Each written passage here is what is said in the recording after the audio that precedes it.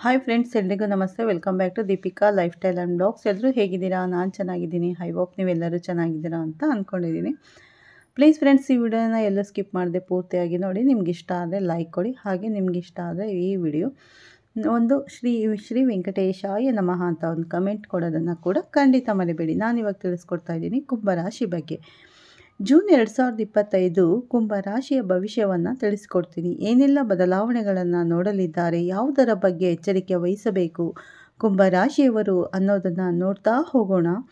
ಕುಂಭರಾಶಿ ಜೂನ್ 2025 ನಿಮ್ಮ ರಾಶಿ ಭವಿಷ್ಯ ಗ್ರಹಗಳ ಸಂಚಾರ. ಜೂನ್ ತಿಂಗಳಲ್ಲಿ ಕುಂಭರಾಶಿಯವರಿಗೆ ನಿಮ್ಮ ಆರೋಗ್ಯ, ಶಿಕ್ಷಣ, ವ್ಯಾಪಾರ, ವ್ಯವಹಾರ, ಉದ್ಯೋಗ, ಆರ್ಥಿಕ ಸ್ಥಿತಿ, ಕುಟುಂಬದ ಜೀವನ ಮತ್ತು ಗೋಚರದ ಫಲಗಳ ಬಗ್ಗೆ ತಿಳಿತಾ ಹೋಗೋಣ ಸ್ನೇಹಿತರೆ.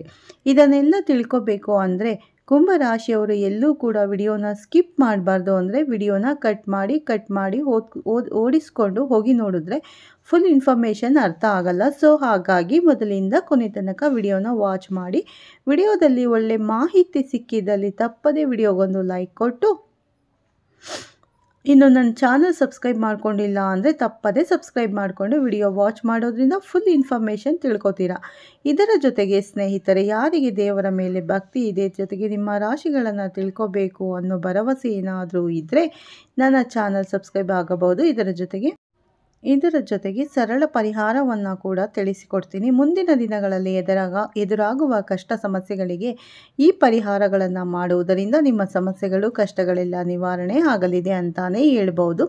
ಹಾಗಿದ್ರೆ ಯಾರೆಲ್ಲ ಸಬ್ಸ್ಕ್ರೈಬ್ ಮಾಡಿಕೊಂಡು ನನ್ನ ಚಾನಲ್ನ ವಿಡಿಯೋ ವಾಚ್ ಮಾಡ್ತಿದ್ದೀರಾ ಅಂಥವರಿಗೆ ನನ್ನ ಕಡೆಯಿಂದ ಥ್ಯಾಂಕ್ ಯು ಸೋ ಮಚ್ ಅಂತ ಹೇಳ್ತಾ ವಿಡಿಯೋದ ಕಡೆ ಗಮನ ಕೊಟ್ಟು ಬಿಡೋಣ. ಕುಂಭರಾಶಿ ಚಕ್ರದ 11ನೇ ರಾಶಿ ಇದು.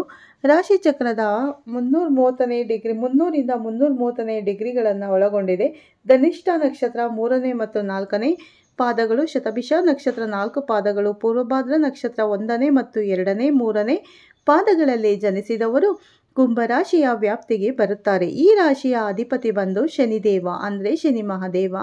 ಕುಂಭರಾಶಿ ಜೂನ್ ತಿಂಗಳ ರಾಶಿ ಭವಿಷ್ಯವನ್ನು ತಿಳಿಸುವುದಾದರೆ ಕುಂಭರಾಶಿಯವರಿಗೆ ಮಾಸಿಕ ಗ್ರಹಗಳ ಬಗ್ಗೆ ತಿಳಿಸಿಕೊಡ್ತೀನಿ ಸ್ನೇಹಿತರೆ.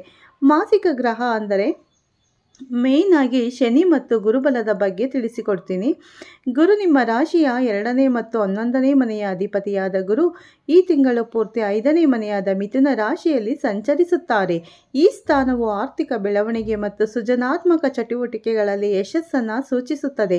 ಅನಿರೀಕ್ಷಿತ ಧನ ಲಾಭಗಳಿಗೆ ಅವಕಾಶ ಸಿಗುತ್ತದೆ ಅಂತಾನೇ ಹೇಳಬಹುದು. ಇನ್ನು ಶನಿ ನಿಮ್ಮ ರಾಶಿಯ 12ನೇ ಮತ್ತು 1ನೇ ಮನೆಯ ಅಧಿಪತಿಯಾದ ಶನಿ ಈ ತಿಂಗಳು 2ನೇ ಮನೆಯಾದ ಮೀನ ರಾಶಿಯಲ್ಲಿ ಸ್ಥಿರವಾಗಿರುತ್ತಾರೆ. ಈ ಗೋಚರವು ಆರ್ಥಿಕ ವಿಷಯಗಳಲ್ಲಿ ಜಾಗರೂಕತೆ ಮತ್ತು ಕುಟುಂಬ ಸಂಬಂಧಗಳಲ್ಲಿ ಸ್ಥಿರತೆಯನ್ನು ಸೂಚಿಸುತ್ತದೆ. ಮಾತಿನ ರೀತಿಯಲ್ಲಿ ಜಾಗರೂಕತೆ ಅಗತ್ಯ ಅಂತಾನೇ ಹೇಳಬಹುದು. ಸ್ನೇಹಿತರೆ, ಗ್ರಹಗಳ ಸಂಚಾರದಿಂದ ಏನೆಲ್ಲ ಬದಲಾವಣೆಗಳನ್ನು ನೋಡಲಿದ್ದೀರಿ ಅನ್ನೋದನ್ನು ತಿಳಿಸಿಕೊಟ್ಟಿದ್ದೀನಿ. ಅದೇ ರೀತಿ ನಿಮ್ಮ ವ್ಯಾಪಾರದಲ್ಲಿ, ವ್ಯವಹಾರದಲ್ಲಿ, ಆರ್ಥಿಕ ಸ್ಥಿತಿ ಟೋಟಲ್ ಇನ್ಫಾರ್ಮೇಷನನ್ನು ಇವಾಗ ತಿಳಿಸಿಕೊಡ್ತೀನಿ.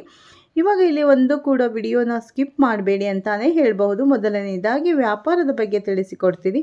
ವ್ಯಾಪಾರದಲ್ಲಿ ಏನೆಲ್ಲ ಬದಲಾವಣೆಗಳನ್ನು ಜೂನ್ ತಿಂಗಳಲ್ಲಿ ನೋಡಲಿದ್ದೀರಿ, ಯಾವುದರ ಬಗ್ಗೆ ಎಚ್ಚರಿಕೆ ವಹಿಸಬೇಕು ಅನ್ನೋದನ್ನು ನೋಡ್ತಾ ಹೋಗೋಣ ಸ್ನೇಹಿತರೆ. ವ್ಯಾಪಾರಸ್ಥರಿಗೆ ಈ ತಿಂಗಳು ಉತ್ತಮ ಫಲಿತಾಂಶಗಳು ನೀಡುತ್ತದೆ ಅಂತಾನೆ ಹೇಳಬಹುದು. ಗುರು 5ನೇ ಮನೆಯಲ್ಲಿ ಇರುವುದರಿಂದ ಸೃಜನಾತ್ಮಕ ಆಲೋಚನೆಗಳು ಮೂಲಕ ವ್ಯಾಪಾರದಲ್ಲಿ ಹೊಸ ಅವಕಾಶಗಳು ಲಭಿಸಲಿದೆ. ಈ ಕುಂಭರಾಶಿಯ ಜನರಿಗೆ ವ್ಯಾಪಾರದಲ್ಲಿ ಲಾಭವನ್ನು ಗಳಿಸಲಿದ್ದೀರಿ. ಆದರೆ ಮಂಗಳ 7ನೇ ಮನೆಯಲ್ಲಿ ಇರುವುದರಿಂದ ಪಾಲುದಾರರೊಂದಿಗೆ ತಪ್ಪು ತಿಳುವಳಿಕೆಗಳು ಅಥವಾ ಮೋಸ ಹೋಗುವ ವಿವಾದಗಳು ನಡೆಯುವ ಚಾನ್ಸಸ್ ಇರುತ್ತದೆ. ಸೊ ಹಾಗಾಗಿ ವ್ಯಾಪಾರ ಸಂಬಂಧಿತ ಗೃಹ ಆಧಾರಿತ ಚಟುವಟಿಕೆಗಳು ಅಂದರೆ ಓನ್ ಬಿಸ್ನೆಸ್ ಉದಾರಿಸುತ್ತದೆ. ಶುಕ್ರ 5ನೇ ಮನೆಯಲ್ಲಿ ಇರುವ ಕಾರಣ ವ್ಯಾಪಾರದಲ್ಲಿ ಸೃಜನಾತ್ಮಕ ಯೋಚನೆಗಳು ಯಶಸ್ವಿಯಾಗುತ್ತದೆ. ಲಾಭಗಳನ್ನು ನೋಡಬಹುದು. ಹೂಡಿಕೆಗಳು ಮತ್ತು ದೊಡ್ಡ ಒಪ್ಪಂದಗಳಿಗೆ ಈ ತಿಂಗಳು ಅನುಕೂಲಕರ ಅಂತಾನೆ ಹೇಳಬಹುದು. ಆದ್ದರಿಂದ ಜಾಗರೂಕತೆಯಿಂದ ವಿಶ್ಲೇಷಿಸಿ ಅಂತ.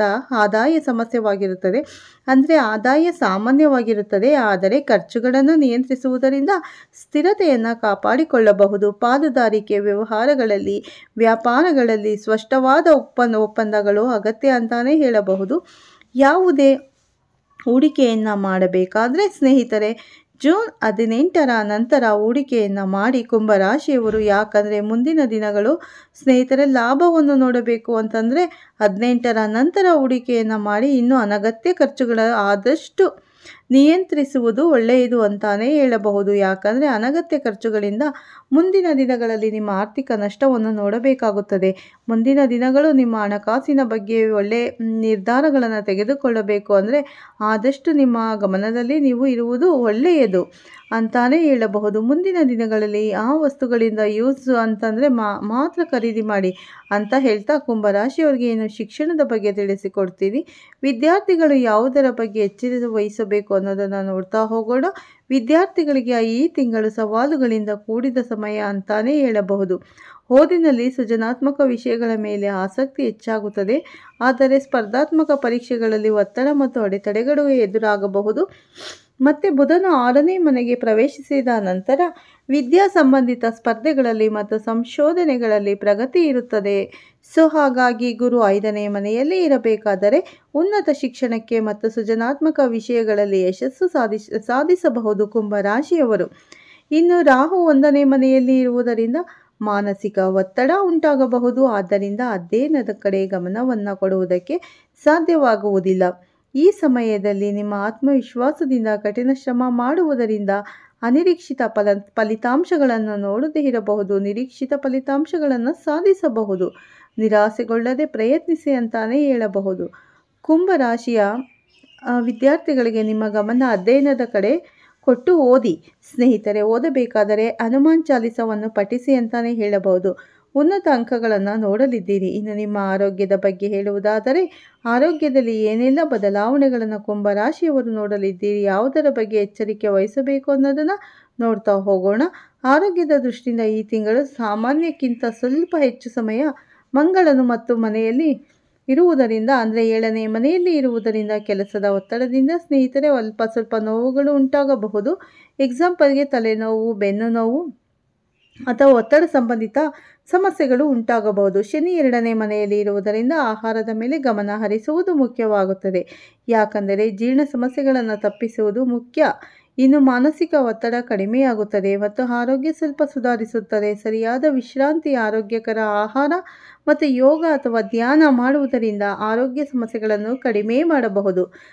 ಪ್ರಯಾಣದ ಸಮಯದಲ್ಲಿ ಜಾಗರೂಕರಾಗಿರಿ. ವಿಶೇಷವಾಗಿ ವೇಗವಾಗಿ ಚಾಲನೆ ಮಾಡುವಾಗ ಎಚ್ಚರಿಕೆಯಿಂದ ಚಾಲನೆ ಮಾಡುವುದು ಉತ್ತಮ ಅಂತಾನೇ ಹೇಳಬಹುದು.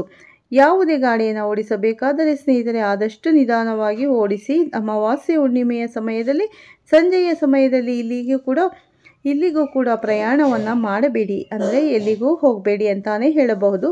ಇನ್ನು ಮುಂದಿನದಾಗಿ ಸ್ನೇಹಿತರೆ ನಿಮ್ಮ ಕುಟುಂಬದ ಜೀವನ ಹೇಗಿರಲಿದೆ, ಏನೆಲ್ಲ ಬದಲಾವಣೆಗಳು ಕುಂಭರಾಶಿಯವರು ನೋಡಲಿದ್ದೀರಿ ಅಂದರೆ ಕುಟುಂಬದಲ್ಲಿ ಈ ತಿಂಗಳು ಸ್ನೇಹಿತರೆ ಸ್ವಲ್ಪ ಕಠಿಣ ಸಮಯ ಅಂತಾನೆ ಹೇಳಬಹುದು. ಶನಿ 2ನೇ ಮನೆಯಲ್ಲಿರುವುದರಿಂದ ಕುಟುಂಬ ಸದಸ್ಯರೊಂದಿಗೆ ಸ್ವಲ್ಪ ವಾದ ವಿವಾದಗಳು, ಸಂಬಂಧಗಳು ಸ್ಥಿರವಾಗಿರುತ್ತದೆ. ಆದರೆ ಒಬ್ಬ ಕುಟುಂಬ ಸದಸ್ಯರ ಆರೋಗ್ಯ ಸಮಸ್ಯೆ ಅಂದರೆ ಸ್ನೇಹಿತರೆ ಸ್ವಲ್ಪ ಸಮಸ್ಯೆ ಹಾಳಾಗಬಹುದು ಅಂತಾನೆ ಹೇಳಬಹುದು. ಅವರ ಆರೋಗ್ಯ ಸಮಸ್ಯೆ ಈ ಚಿಂತೆಯಿಂದ ಉಂಟು ಮಾಡಬಹುದು. ಮಂಗಳ ಮತ್ತು ಕೇತು 7ನೇ ಮನೆಯಲ್ಲಿ ಇರುವುದರಿಂದ ಜೀವನ ಸಂಗಾತಿಯೊಂದಿಗೆ ವಾದ ವಿವಾದಗಳು ನಡೆಯಬಹುದು ಮತ್ತು ಅವರ ಆರೋಗ್ಯ ಸ್ವಲ್ಪ ಹದಗೆಡುವ ಚಾನ್ಸಸ್ ಇರುತ್ತದೆ ಸ್ನೇಹಿತರೆ. ಇನ್ನು ಸಣ್ಣ ಪುಟ್ಟ ತಪ್ಪು ತಿಳುವಳಿಕೆಗಳು ಅಥವಾ ಒತ್ತಡ ಉಂಟಾಗಬಹುದು. ನಿಮ್ಮ ಸಂಗಾತಿಯೊಂದಿಗೆ ವಿಶೇಷವಾಗಿ ಕೆಲಸದವರಿಂದ ಸಹನೆಯಿಂದ ಮತ್ತು ಶಾಂತವಾಗಿ ಮಾತನಾಡುವುದು ಉತ್ತಮವಾಗಿರುತ್ತದೆ. ಕುಟುಂಬದ ಸಮಸ್ಯೆಗಳನ್ನು ಕಡಿಮೆ ಮಾಡಬಹುದು. ಈ ರೀತಿ ಇದ್ದರೆ ಅಂದರೆ ವಾದ ವಿವಾದಗಳನ್ನು ತಪ್ಪಿಸುವುದು, ನಿಧಾನಗತಿಯಲ್ಲಿ ಹೇಳುವುದು, ಈ ರೀತಿ ಮಾಡಿದರೆ ನಿಮ್ಮ ಕುಟುಂಬ ಸಮಸ್ಯೆ ಬಗೆಹರಿಯಲಿದೆ. ಇನ್ನು ಸ್ನೇಹಿತರ ಮನೆಯಲ್ಲಿ ಇರುವಾಗ ಅಂದರೆ 4ನೇ ಮನೆಯಲ್ಲಿರುವಾಗ ಶುಕ್ರ ಈ ತಿಂಗಳ ಆರಂಭದಲ್ಲಿ ಗೃಹ ಸಂಬಂಧಿತ ಸೌಕರ್ಯಗಳು ಅಂದರೆ ಮನೆ ಅಲಂಕಾರ ಸುಧಾರಿಸುತ್ತದೆ. ಶುಕ್ರ ಗೋಚರ ಬದಲಾಗುವುದರಿಂದ ಕುಟುಂಬದಲ್ಲಿ ಸಂತೋಷದಾಯಕ ವಾತಾವರಣ ನೆಲೆಸುತ್ತದೆ. ಕುಟುಂಬದಲ್ಲಿ ಶಾಂತಿಯನ್ನು ನೆಲೆಸಲು ಪ್ರಯತ್ನಿಸಿ ಅಂತಾನೆ ಹೇಳಬಹುದು. ಇಷ್ಟೆಲ್ಲ ಬದಲಾವಣೆಗಳನ್ನು ನಿಮ್ಮ ಕುಟುಂಬದ ಜೀವನದಲ್ಲಿ ನೋಡಲಿದ್ದೀರಿ. ಇನ್ನು ನಿಮ್ಮ ಯಾವುದೇ ಹಣಕಾಸಿನ ಸಮಸ್ಯೆ ಬಗ್ಗೆ ಹೇಳೋದಾದರೆ ಯಾವುದರ ಬಗ್ಗೆ ಎಚ್ಚರಿಕೆ ವಹಿಸಬೇಕು, ಏನೆಲ್ಲ ಅದೃಷ್ಟವಿದೆ ಅನ್ನೋದನ್ನು ನೋಡ್ತಾ ಹೋಗೋಣ. ಮತ್ತು ಯಾವುದರ ಬಗ್ಗೆ ಎಚ್ಚರಿಕೆ ವಹಿಸಬೇಕು ಸ್ನೇಹಿತರೆ, ನಿಮ್ಮ ಹಣಕಾಸಿನ ಸ್ಥಿತಿ ಈ ತಿಂಗಳು ಮಿಶ್ರ ಫಲಿತಾಂಶಗಳನ್ನು ನೀಡುತ್ತದೆ. ಗುರು 5ನೇ ಮನೆಯಲ್ಲಿ ಇರುವುದರಿಂದ ಆದಾಯದ ಮೂಲಗಳು ಸ್ಥಿರವಾಗಿರುತ್ತದೆ ಮತ್ತು ಸೃಜನಾತ್ಮಕ ಚಟುವಟಿಕೆಗಳ ಮೂಲಕ ಆರ್ಥಿಕ ಲಾಭಗಳು ಲಭಿಸಬಹುದು. ಆರ್ಥಿಕ ಖರ್ಚುಗಳು ಮನೆಯಲ್ಲಿರುವುದರಿಂದ ಅಂದರೆ ಶನಿ 2ನೇ ಮನೆಯಲ್ಲಿರುವುದರಿಂದ ನಿಮಗೆ ಹಣಕಾಸಿನ ಖರ್ಚುಗಳು ವಿಶೇಷವಾಗಿ ಕುಟುಂಬದಲ್ಲಿ ಆರೋಗ್ಯ ಮತ್ತು ಅನಗತ್ಯ ಖರ್ಚುಗಳು ಸಮಸ್ಯೆಗಳು ಹೆಚ್ಚಾಗಬಹುದು. ನಿಮ್ಮ ಆರ್ಥಿಕ ಖರ್ಚುಗಳು ರಾಹು 1ನೇ ಮನೆಯಲ್ಲಿರುವುದರಿಂದ ನಿಮ್ಮ ಹಣಕಾಸಿನ ನಿರ್ಣಯಗಳು ಅನಿರೀಕ್ಷಿತ ಬದಲಾವಣೆಗಳು ಉಂಟಾಗಬಹುದು. ಆದ್ದರಿಂದ ಹೂಡಿಕೆಗಳು ಅಥವಾ ದೊಡ್ಡ ಖರೀದಿಗಳನ್ನು ತಪ್ಪಿಸಿ. ಕಾರು, ಮನೆ, ಆಸ್ತಿ, ಪ್ರಾಪರ್ಟಿ, ಸೈಟ್ ಖರೀದಿ ಮಾಡಬೇಕು ಅಂದರೆ ಈ ತಿಂಗಳು ಬೆಟರ್ ಇಲ್ಲ ಅಂತಲೇ ಹೇಳ್ಬೋದು. ಮುಂದಿನ ತಿಂಗಳಲ್ಲಿ ತಿಳಿಸಿಕೊಡ್ತೀನಿ. ಓಕೆ, ಆರ್ಥಿಕ ಸ್ಥಿತಿ ಸ್ವಲ್ಪ ಸುಧಾರಿಸಲಿದೆ ಅಂತಲೇ ಹೇಳಬಹುದು. ಖರ್ಚುಗಳನ್ನು ಆದಷ್ಟು ನಿಯಂತ್ರಣದಲ್ಲಿರುವುದು ಸರಿ ಅಂತ ಹೇಳ್ಬೋದು. ಆರ್ಥಿಕ ಒತ್ತಡವನ್ನು ಸ್ವಲ್ಪ ಕಡಿಮೆ ಮಾಡ್ಕೋಬೋದು. ಓಕೆ, ನೋಡೋದಲ್ಲ ಕುಂಭರಾಶಿ ಭವಿಷ್ಯ ಜೂನಲ್ಲಿ ಯಾವ ರೀತಿ ಇದೆ ಅನ್ನೋದನ್ನು ತಿಳಿಸ್ಕೊಟ್ಟಿದ್ದೀನಿ. ಮತ್ತೆ ಉತ್ತಮ ಮಾಹಿತಿಗಾಗಿ ನಮ್ಮ ಚಾನಲ್ಗೆ ಸಬ್ಸ್ಕ್ರೈಬ್ ಆಗೋದನ್ನು ಖಂಡಿತ ಮರಿಬೇಡಿ. ಮತ್ತೊಮ್ಮೆ ರಾಶಿ ಭವಿಷ್ಯದೊಂದಿಗೆ ಬರ್ತೀನಿ. ಅಲ್ಲಿವರೆಗೂ ಎಲ್ಲರಿಗೂ ಬಾಯ್, ಟೇಕ್ ಕೇರ್ ಅಂತಾನೆ ಹೇಳ್ತೀನಿ. ಯಾರು ಲೈಕ್ ಕೊಟ್ಟಿಲ್ಲ ಲೈಕ್ ಕೊಡಿ, ವಿಡಿಯೋನ ಪೂರ್ತಿಯಾಗಿ ವಾಚ್ ಮಾಡಿ. ಓಕೆ, ಬಾಯ್.